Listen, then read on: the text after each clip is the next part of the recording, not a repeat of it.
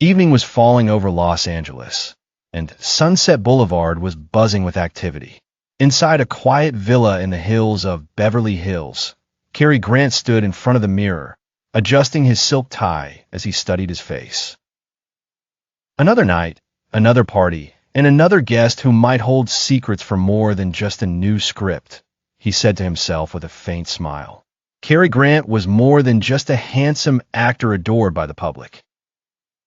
Since the start of the war in Europe, his life had been transformed behind the scenes.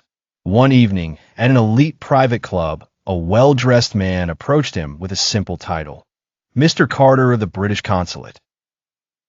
The meeting was brief, but the message was clear. Hollywood is not immune to war, and we need eyes we can trust. Cary didn't hesitate.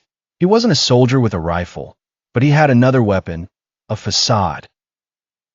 At a party at the home of the famous producer Franz M., who was born in Vienna, the crowd was a who's who of the elite, stars, directors, businessmen, and even foreign diplomats. Cary moved among the guests with a lightheartedness that made him a crowd favorite, talking, laughing, and joking. But he was also recording minute details, body language, tones, and whispers. He sat close to a group of German speakers. One of them was named Holger, whom Cary had previously known as a media consultant. Holger, unaware that Cary was fluent in German thanks to his mother, went on to talk. Holger spoke about the next project, about the Reich's need for voices from within, and about the possibility of influencing American public opinion through the big screen. The next day, Cary sat in his small office, away from the eyes of the press, and wrote a coded message in a language he had agreed upon with the British agent.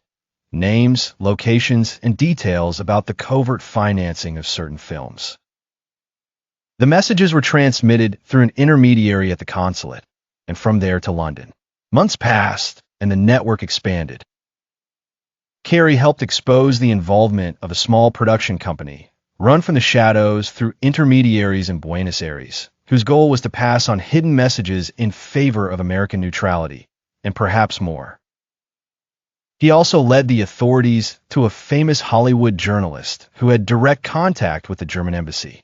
It wasn't easy. Fear was always present. One night, he returned home to find his window open, his papers swirling in the wind. Nothing had been stolen, but the message was clear, we know. But Cary didn't stop.